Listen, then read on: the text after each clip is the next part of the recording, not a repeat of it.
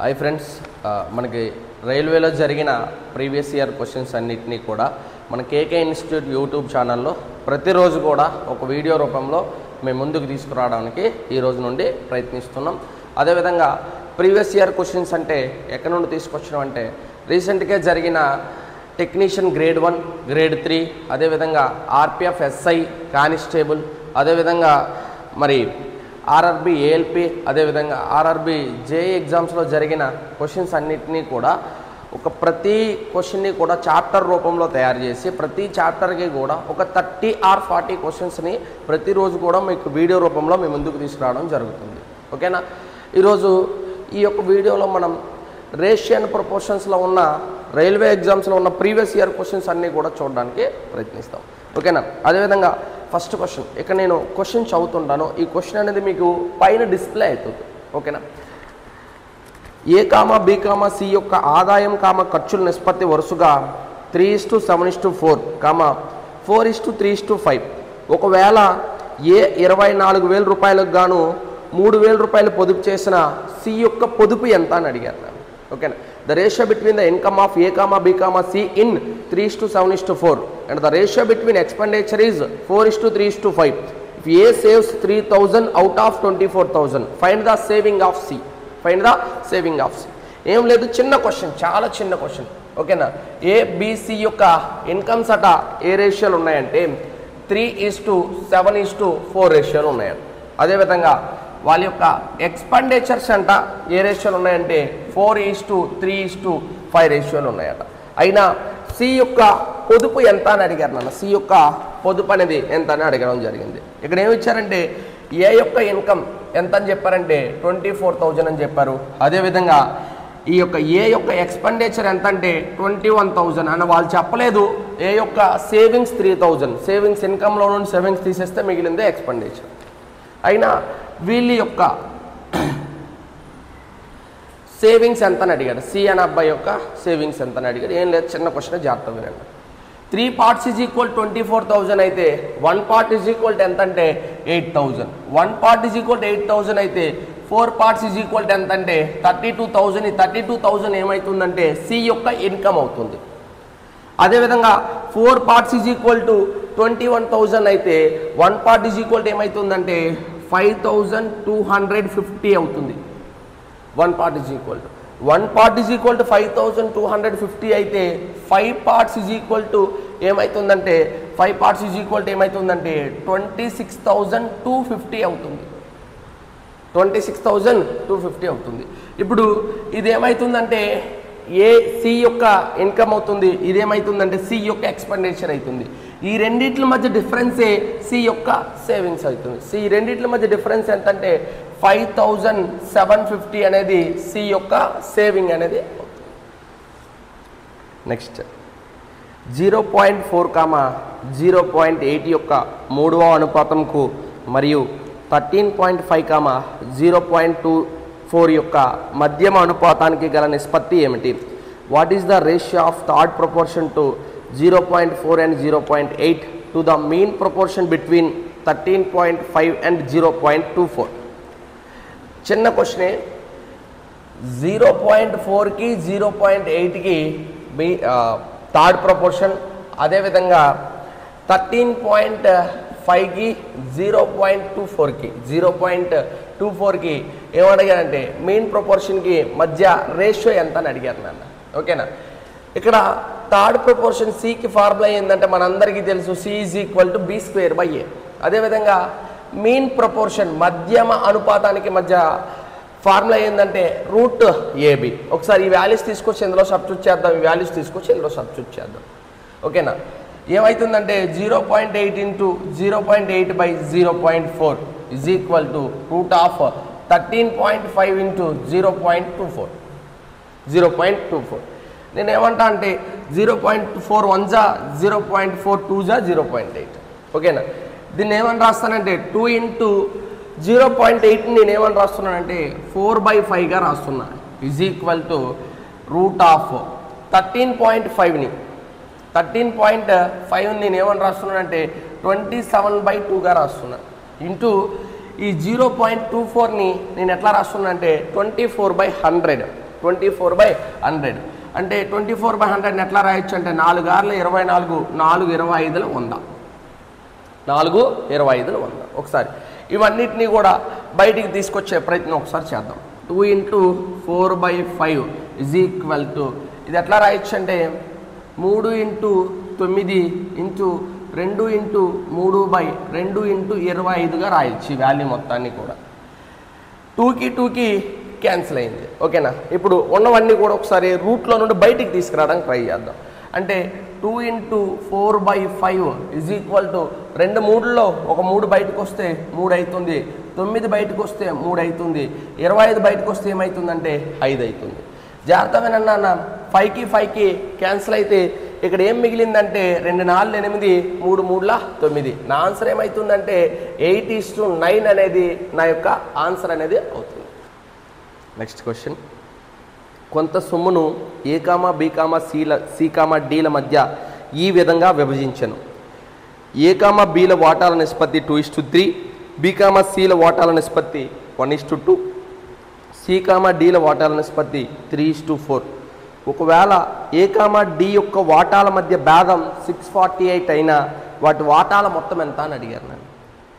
A sum is divided among A, B, C, D such that the ratio of the shares of A and B is 2:3, B and C is 1:2, C and D is 3:4. If the difference between the shares of A and D is 648, then the sum of their shares is అన్నట్లే. ఓకేనా, ఏం లేదు, మనకి ఇక్కడ ఏమి ఇచ్చాడంటే A is to B ఇచ్చాడు. A is to B అనేది ఎంత ఇచ్చాడంటే 2:3 ఇచ్చాడు.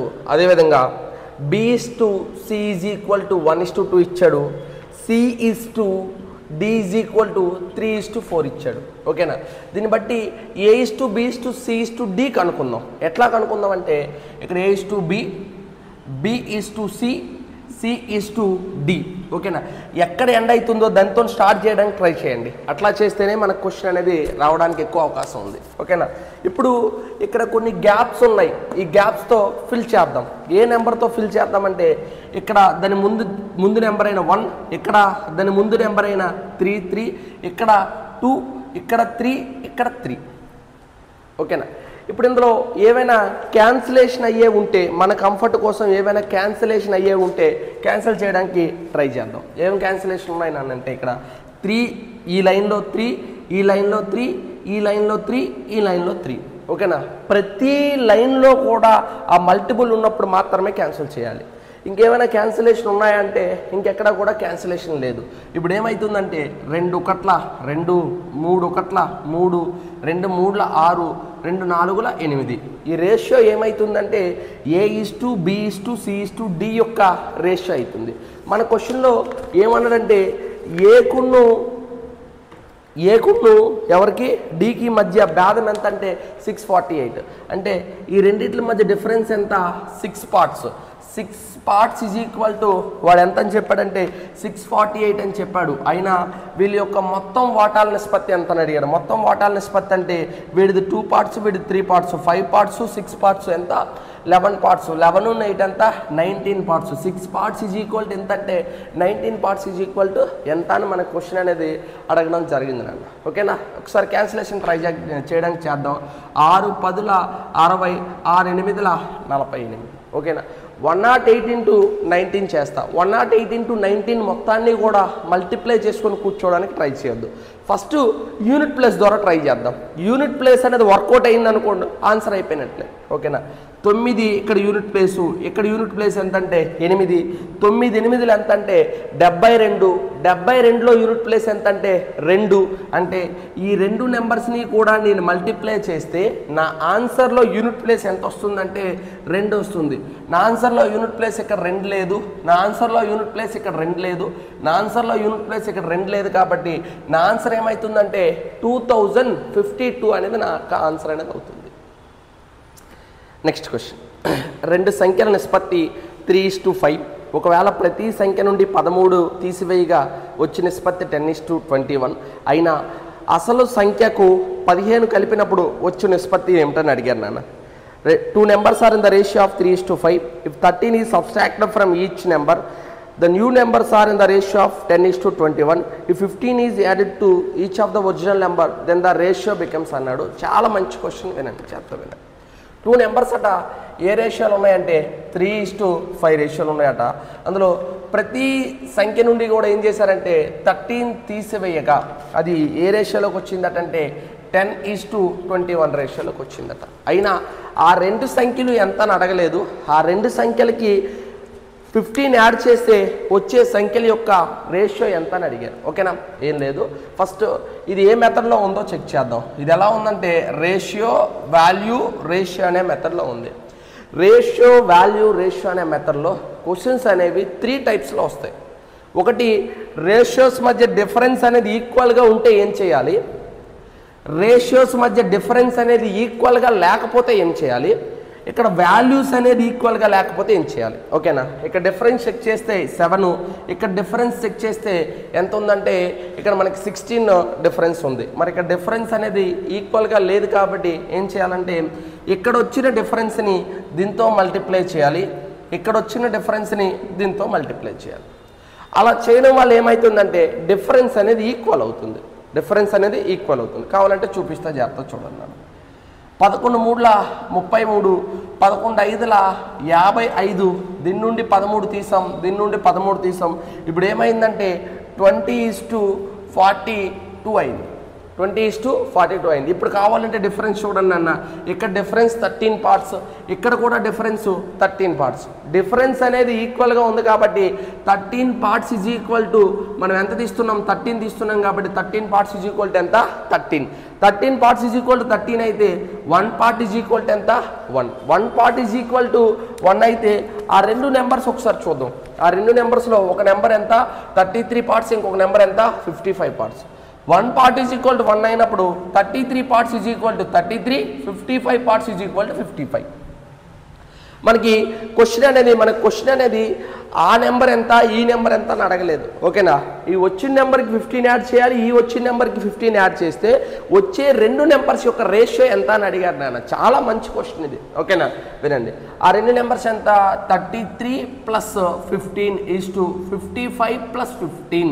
ఓకేనా, 33 + 15 ఈజ్ ఈక్వల్ టు ఎంత అంటే 48, 55 + 15 ఈజ్ ఈక్వల్ టు ఎంత అంటే 70. ఓకేనా, ఎప్పుడైనా రేషియో ఎప్పుడు కూడా ఎంతలో ఉండాలంటే లఘు రూపంలో, షార్ట్ ఫామ్లో ఉండాలి. వీలైనంత చిన్నదిగా దాన్ని చేయాలి. అందుకని 2 24 2 క్యాన్సిల్ చేస్తే నా యొక్క ఆన్సర్ ఏమవుతుందంటే 24:35 అనేది నా యొక్క ఆన్సర్ అనేది అవుతుంది. నెక్స్ట్ క్వశ్చన్, 2, 3, 30, 35లలో ప్రతి సంఖ్యకు xని కలపగా వచ్చు సంఖ్యలు అనుపాతంలో ఉంటాయి. అయినా x+7 మరియు x-2 యొక్క మధ్యమ అనుపాతం ఏమిటని అడిగారు నాన్న. చాలా మంచి క్వశ్చన్, వినండి. when x is added to each of 2, 3, 30 and 35, then the numbers obtained in the order or in the proportion. What is the mean proportion between x+7 into x+7 and x-2? ఓకేనా, ఏం లేదు.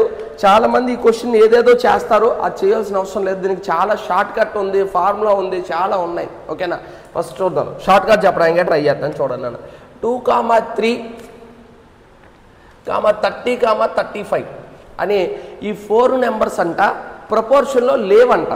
ప్రపోర్షన్లో ఉండాలంటే అర్థమైంది, AD is equal to BC అయితే ప్రపోర్షన్లో ఉన్నట్లు. వాడే చెప్తున్నాడు ప్రపోర్షన్లో లేవట. అవి ప్రపోర్షన్లోకి రావాలి అంటే ఎక్స్ అనే చిన్న నెంబర్ని యాడ్ చేయాలట. ఇప్పుడు వచ్చిన ఎక్స్కి 7 యాడ్ చేసి ఎక్స్లో నుండి 2 తీసేస్తే 2 నెంబర్స్ వస్తాయి. ఆ 2 నెంబర్స్ యొక్క మధ్యమ అనుపాతం ఎంత అని అడిగారు నన్ను. ఏం లేదు, జాగ్రత్త చూడండి.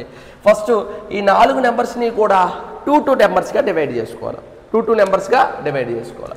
ఓకేనా, ఇప్పుడు ఇక్కడ డిఫరెన్స్ ఎంత అంటే 1, ఇక్కడ డిఫరెన్స్ ఎంత అంటే 5. ఇక్కడ ఎక్స్ అనే చిన్న నెంబర్ని యాడ్ చేస్తున్నాం కాబట్టి ఫస్ట్ 2 + x తీసుకుందాం. ఇందులో ఫస్ట్ నెంబర్ 3 + x 30 + x తీసుకుందాం.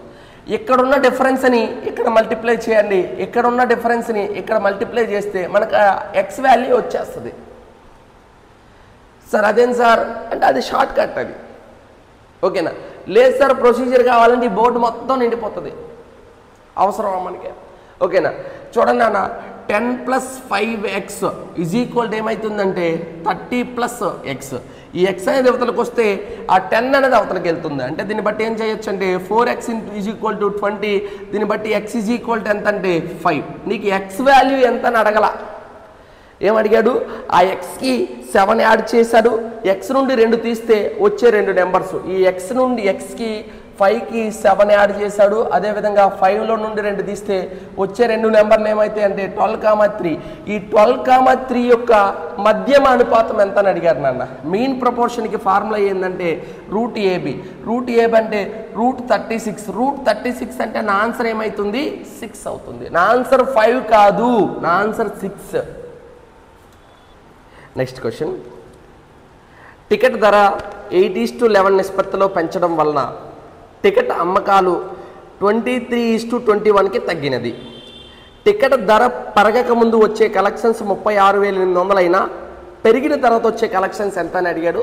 చాలా చిన్న క్వశ్చన్. ఈ క్వశ్చన్ మనం ఏ విధంగా చేయాలో ఒకసారి చూద్దాం. పక్కన ఆప్షన్స్ కూడా రాస్తాను చూడండి. 21,250, అదేవిధంగా 7,850, అదేవిధంగా 9,400, అదేవిధంగా 12,850. ఇక్కడ క్వశ్చన్ ఏమన్నాడంటే టికెట్ యొక్క ధరట 8:11 నిష్పత్తిలో పెరిగిందట. ఇనిషియల్ ల్యాటర్లోకి వెళ్ళిపోదాం. ఇనిషియల్ ల్యాటర్లో మాట్లాడదాం. టికెట్ యొక్క ప్రైస్ గురించి మాట్లాడాడు, అదేవిధంగా వాళ్ళ యొక్క సేల్స్ గురించి మాట్లాడాడు. Price into sales = revenue. Revenue అంటే ఆదాయం. ఓకేనా? తోలట టికెట్ యొక్క ధరట ఎంత ఉండేదట అంటే 8 రూపీస్ ఉండేదట. ఇప్పుడు ఏమైందటంటే అది 11 రూపీస్కి వెళ్ళిందట. 8:11 అయిందంటే 8 రూపీస్ ఉండేది కాస్త 11 రూపీస్ అయింది. దాని యొక్క అమ్మకాలట ఏమైందటంటే 23:21కి తగ్గిపోయిందట. అంటే 23:21 అంటే తొలి 23 టికెట్స్ అమ్మేవాళ్ళు ఇప్పుడు ఎన్ని టికెట్స్ అమ్ముతున్నారంటే 21 టికెట్స్ అమ్ముతున్నారు. జాగ్రత్త చూడండి నాన్న. ఇక్కడ మనోడికి వచ్చే రెవెన్యూ ఎంత అంటే 8 16 3 8 24 అంటే 184 రూపాయలు రెవెన్యూ వస్తుంది. ఇక్కడ రెవెన్యూ ఎంత వస్తుందంటే 21 10 210 + 11 = ఎంత అవుతుందంటే 221 అవుతుంది. అంటే ఇప్పుడు టికెట్ ధర పెరగక ముందు అతనికి వచ్చే కలెక్షన్స్ ఎంత అంటే టికెట్ ధర పెరగక ముందట ఎంత కలెక్షన్స్ వచ్చాయటంటే పెరగక ముందంటే ఇదే కదా, ఎంత కలెక్షన్స్ వచ్చాయటంటే 36,800 వచ్చాయట. అయినా పెరిగిన తర్వాత కలెక్షన్స్ ఎంత అని అడిగాడు. 221 పార్ట్లు ఎంత అని అడిగారు నాన్న. Next question. బంటి వద్ద మిఠాయిలు చూయింగ్ గమ్ములు 7:13 నిష్పత్తిలో ఉన్నాయి. 8 మిఠాయిలు 11 చూయింగ్ గమ్ములు తినిన తర్వాత వాటి యొక్క నిష్పత్తి 1:2 అయినట్లయితే ప్రస్తుతం తన వద్ద ఉన్న మిఠాయిల సంఖ్య ఎంత అని అడిగారు నాన్న. చిన్న క్వశ్చన్, చాలా చిన్న క్వశ్చన్, చేస్తా వినండి. మిఠాయిలు ఉన్నట చూయింగ్ గమ్స్ ఏ రేషియోలు ఉన్నాయంటే 7:13 రేషియోలు ఉన్నాయట. ఇందులో 8 మిఠాయిలు తినేశారట, అదేవిధంగా 11 చూయింగ్ గమ్స్ తినేశారట. ఇది మిఠాయిలు, ఇది చూయింగ్ గమ్స్. ఓకేనా? ఇప్పుడట అది ఏ రేషియోలోకి వచ్చిందంటే 1:2 రేషియోలోకి వచ్చిందట. అయినా ప్రస్తుతం తన వద్ద ఉన్న మిఠాయిల సంఖ్య ఎంత? ప్రస్తుతం తన వద్ద ఉన్న మిఠాయిల సంఖ్య ఎంత? ఆప్షన్స్ ఏం రాశాడంటే 65, 35, 54, 27. ఓకేనా? జాగ్రత్త వినండి. ప్రస్తుతం తన దగ్గర ఉన్న మిఠాయిలు అంటే 1 పార్టేనా? నేనేమంటున్నానంటే ప్రస్తుతం దాని దగ్గర ఉన్న మిఠాయిలకి 8 యాడ్ చేస్తే అది ఏ మల్టిపుల్ అవ్వాలి? 7 మల్టిపుల్ అవ్వాలని చెప్తున్నా. ఓకేనా? దీనికి పెద్ద ప్రొసీజర్ ఉంది. ఆ ప్రొసీజర్ మొత్తం కూడా మాట్లాడుకుంటే ఇక్కడే కూర్చుంటాం మనం. ఇక్కడ ప్రస్తుతం ఉన్న మిఠాయిలు, ఈ మిఠాయిల నుండి 8 తీసేస్తే 1 పార్ట్ అయింది. ఈ మిఠాయిలకి 8 యాడ్ చేస్తే బిఫోర్ మిఠాయిలు వచ్చేస్తాయి కదా, అంటే అది 7 మల్టిపుల్ అవ్వాలి. ఓకేనా? 65కి 8 యాడ్ చేస్తే 65కి 8 యాడ్ చేస్తే 73 ఏందట? 7 మల్టిపుల్ కాదు. 35కి 8 యాడ్ చేస్తే వచ్చేది 7 మల్టిపుల్ కాదు. 52కి 8 యాడ్ చేస్తే 62 అనేది 7 మల్టిపుల్ కాదు. ఓకేనా? 27కి 8 యాడ్ చేస్తే ఎంత అవుతుందంటే 35. 35 అనేది ఏమవుతుంది? 7 మల్టిపుల్ అవుతుంది. కాబట్టి నా ఆన్సర్ ఎంత అంటే 27. నా ఆన్సర్ ఎంత అంటే 20. ఇదే క్వశ్చన్ని మనం ప్రొసీజర్ చేస్తే ఎట్లా చేయాలి? ప్రొసీజర్ చేస్తే ఎట్లా చేయాలో ఒకసారి చూద్దారండి నన్ను. ఇది ఏ మెథడ్లో ఉందంటే రేషియో వాల్యూ రేషియో అనే మెథడ్లో ఉంది. రేషియో వాల్యూ రేషియో అనే మెథడ్లో ఇక్కడ ఎవరు not equal? Values are not equal. Values are not equal అయితే ఏం చేయాలి? క్రాస్ మల్టిప్లై చేయాలి. ఏ విధంగా క్రాస్ మల్టిప్లై చేయాలంటే ఒకసారి జాగ్రత్తగా చూడండి నన్ను. 7 2 14, 1 13 13. ఓకేనా. అదేవిధంగా 2 8ల -16, ఒక 11ల -11. ఈ రెండింటి మధ్య డిఫరెన్స్ ఎంత అంటే 1 పార్ట్. ఈ రెండింటి మధ్య డిఫరెన్స్ ఎంత అంటే ఈ రెండింటి -11కి -16కి మధ్య డిఫరెన్స్ ఎంత అంటే 5. 1 పార్ట్ ఈజ్ ఈక్వల్ టు 5 అయితే 1 పార్ట్ ఈజ్ ఈక్వల్ టు 5 అయితే మనకేం కావాలన్నా 7 పార్ట్స్ కావాలి. 7 పార్ట్స్ అనుకుంటే 7 పార్ట్స్ ఈజ్ ఈక్వల్ టు ఎంత 35. ఈ 35 అనేది ఎప్పుడు 8 మిఠాయిలు తినకముందు అక్కడ 35 మిఠాయిలు ఉండేవి. ఓకేనా. మనకేమన్నాడు తినిన తర్వాత ప్రస్తుతం ఎన్ని మిఠాయిలు ఉన్నాయని అడిగితే ఈ 35లో నుండి 8 తీసేస్తే ఇక్కడ ఎన్ని మిఠాయిలు ఉన్నాయి 27 మిఠాయిలు ఉన్నాయి. ఇది మన యొక్క ప్రొసీజర్. ఎప్పుడు కూడా ఎగ్జామ్లో ప్రొసీజర్ అనేది ఫాలో అవ్వకూడదు. వీలైనంత వరకు మనం షార్ట్ కట్నే ఫాలో అవ్వడానికి ట్రై చేద్దాం. ఓకే. ఒక కళాశాలలో ఆర్ట్స్ కామర్స్ భౌతిక శాస్త్రాలలో విద్యార్థులు 3:5:8 నిష్పత్తిలో ఉన్నారు. వారిని వరుసగా 20%, 40%, 25% పెంచిన తర్వాత వారి యొక్క నిష్పత్తి ఎంత అని అడిగారు. చాలా మంచి క్వశ్చన్, ఇంపార్టెంట్ క్వశ్చన్ ఇది. ఓకేనా. In a college the number of students studying arts, commerce, science are in the ratio of 3:5:8 respectively. If the number of students studying arts, commerce and science is increased by 20%, 40%, 25% respectively, what will be the new ratio of students in arts, commerce, science respectively. Question చదివినంతసేపు కూడా ఉండదు answer. చాలా చిన్న answer, జాగ్రత్త చూడండి. ఓకేనా. ఏ రేషియోలో ఉన్నారట కామర్సు, అదేవిధంగా భౌతిక శాస్త్రం అంటే ఫిజిక్సా, ఆర్ట్స్, కామర్స్, సైన్స్. ఓకేనా. ఏ రేషియోలు ఉన్నాయంటే 3:5:8 రేషియోలు ఉన్నారు. ఓకేనా. ఇక్కడ ఏమయ్యారంటే వీళ్ళు 20% పెరిగారు. 20% పెరిగారంటే ఎంత అయ్యారు 120% అయ్యారు. ఓకేనా. జాగ్రత్త చూడండి. ఇంకొంచెం దూరం రాయడానికి ట్రై చేస్తాను. 3:5:8. వీళ్ళు 20% పెరిగారంటే ఎంత అయ్యారు 120% అయ్యారు. అదేవిధంగా వీళ్ళు 40% పెరిగారంటే ఏమయ్యారు 140% అయ్యారు. వీళ్ళు 25% పెరిగారంటే ఎంత అయ్యారు 125% అయ్యారు. రేషియో ఎప్పుడు కూడా ఎంతలో ఉండాలంటే షార్ట్ ఫామ్లో ఉండాలి. ఇప్పుడు షార్ట్ ఫామ్ చేయడానికి ట్రై చేద్దాం. జాగ్రత్త చూడండి అన్న. 5 2 5 4 5 2 5 8 5 2 5 5. ఓకేనా. నెక్స్ట్ దేంతో క్యాన్సిలేషన్ చేద్దామంటే ప్రతి దగ్గర కూడా 3 క్యాన్సిల్ అవుతున్నట్లుంది. 3 కూడా క్యాన్సిల్ చేద్దాం. షార్ట్ ఫామ్ అంటే అర్థం ఏంటంటే ప్రతి దగ్గర కూడా ఆ యొక్క మల్టిపుల్ పోవాలి, అప్పుడే అది షార్ట్ ఫామ్ అవుతుంది. ఓకేనా. 3. ఓకేనా. 3తో క్యాన్సిల్, 3తో కాదు 4తో. 4 6 24, 4 7 28, 4 2 8. ఓకేనా. ఇంకా దేంతోనైనా క్యాన్సిల్ అవుతుంది అంటే దేంతో కూడా క్యాన్సిల్ అయ్యే అవకాశం లేదు. అందుకని 3 6 18, 5 7 35, 25 2 50. ఇప్పుడు ఈ 20%, 40%, 25% పెరిగిన తర్వాత ఆర్ట్స్, కామర్సు, సైన్స్లో న్యూ రేషియో ఎంత అంటే 8:35:50. Next question. ఏ అనేది బి యొక్క గణానికి విలోమానుపాతంలో ఉంది. ఏ ఈజ్ ఈక్వల్ టు 3 అయినప్పుడు B is equal to 2. If A is equal to 8/9 అయినప్పుడు బి ఈజ్ ఈక్వల్ టు ఎంత అని అడిగారు నన్ను. చాలా మంచి question. If A is inversely proportional to cube of B, if A is equal to 3 then b is equal to 2. if a is equal to 8/9 then find the value of b. ఓకేనా. వాడు ఇచ్చిన condition ఏంటంటే ఏ అంట inversely proportional అంటే ఎవరట cube of B అంటే A is inversely proportionals to B cube అనే condition చెప్పాడు నాన్న. వాడు కండిషన్ చెప్పాడు. ఈ కండిషన్ ప్రకారం కూడా మనం క్వశ్చన్ చేయడానికి ట్రై చేద్దాం. ఓకేనా. ఇప్పుడు ఏమవుతుందంటే ఈ బీ క్యూబ్ అనేది ఇక్కడికి వెళ్తే ఏమవుతుందంటే A into B cube is equal to constant K. ఓకేనా.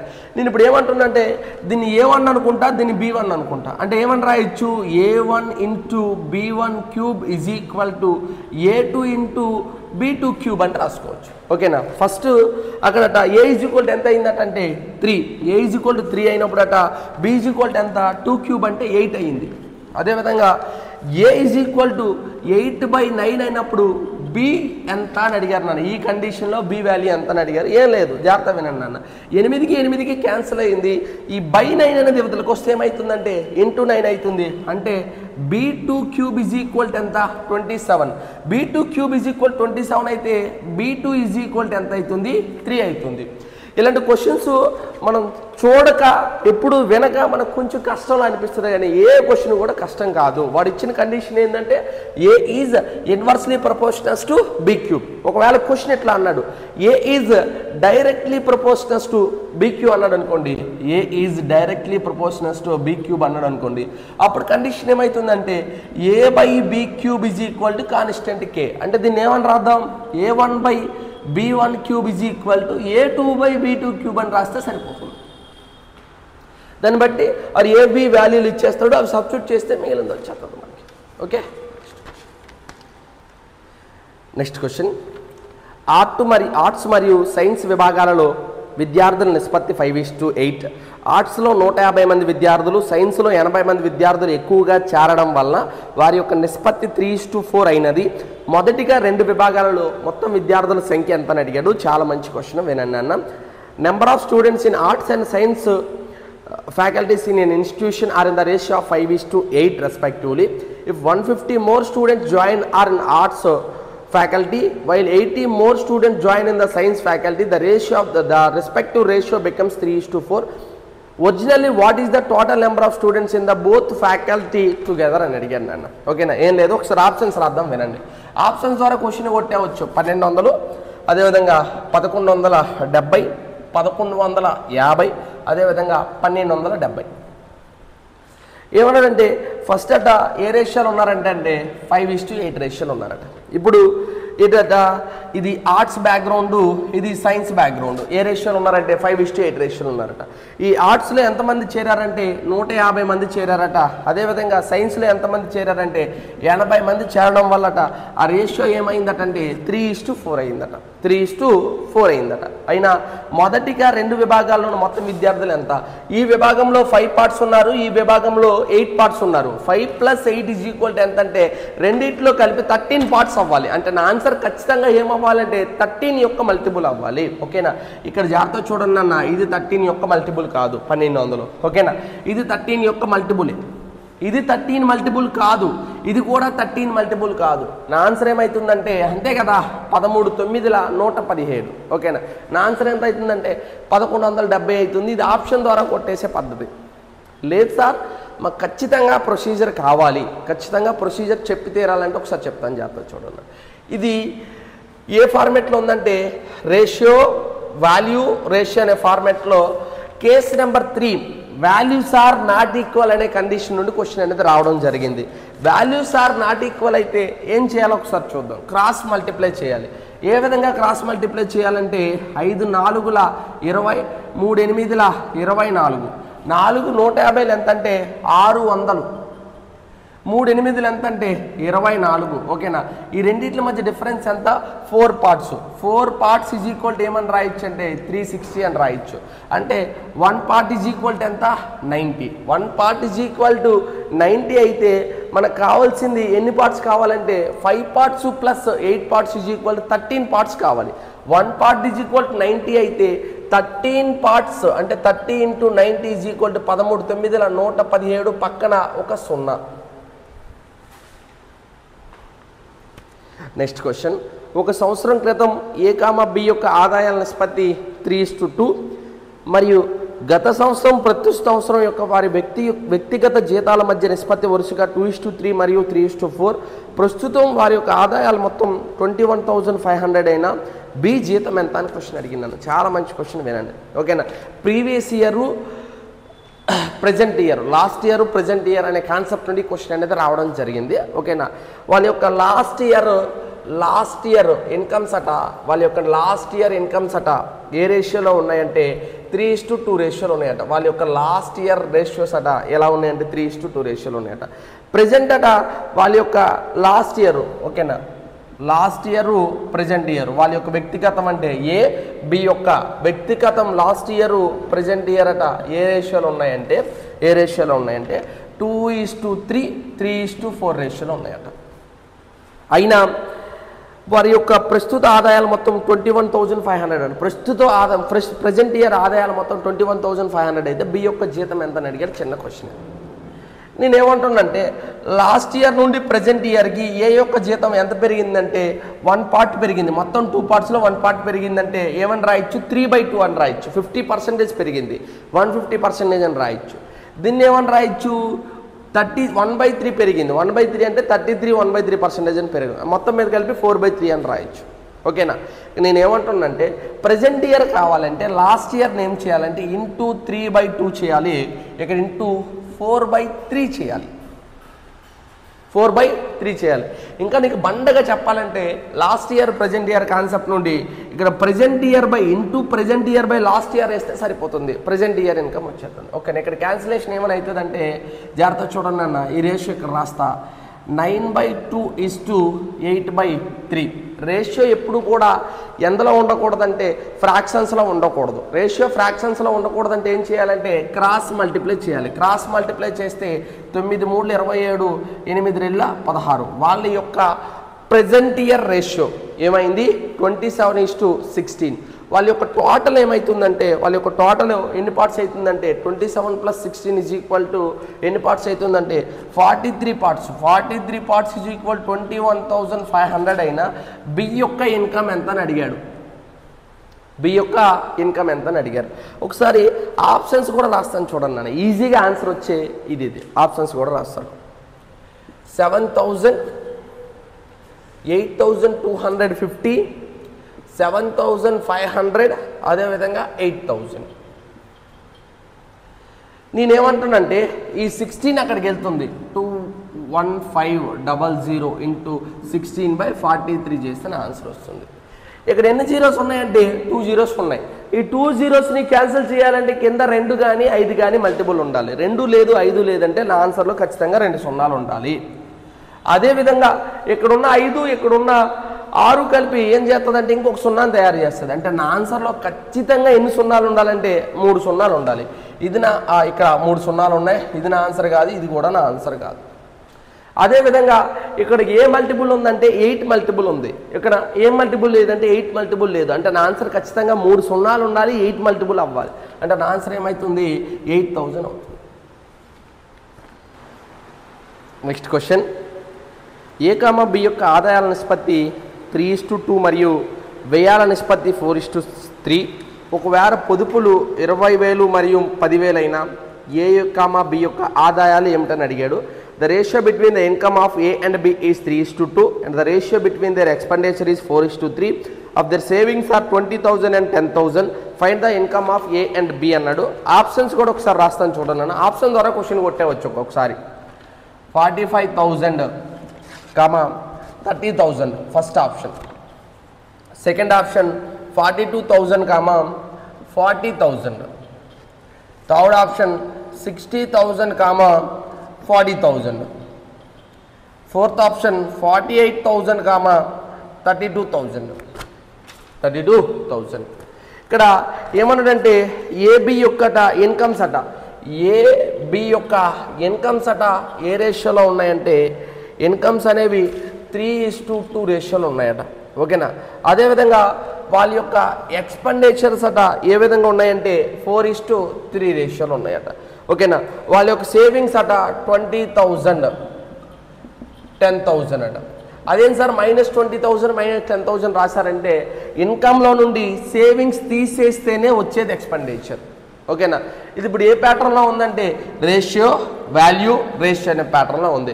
ఇక్కడ ఎవరు నాట్ ఈక్వల్ అంటే వాల్యూస్ ఆర్ నాట్ ఈక్వల్. అక్కడ దాకా వెళ్ళాల్సిన అవసరం లేదు. ఒకసారి చూద్దాం.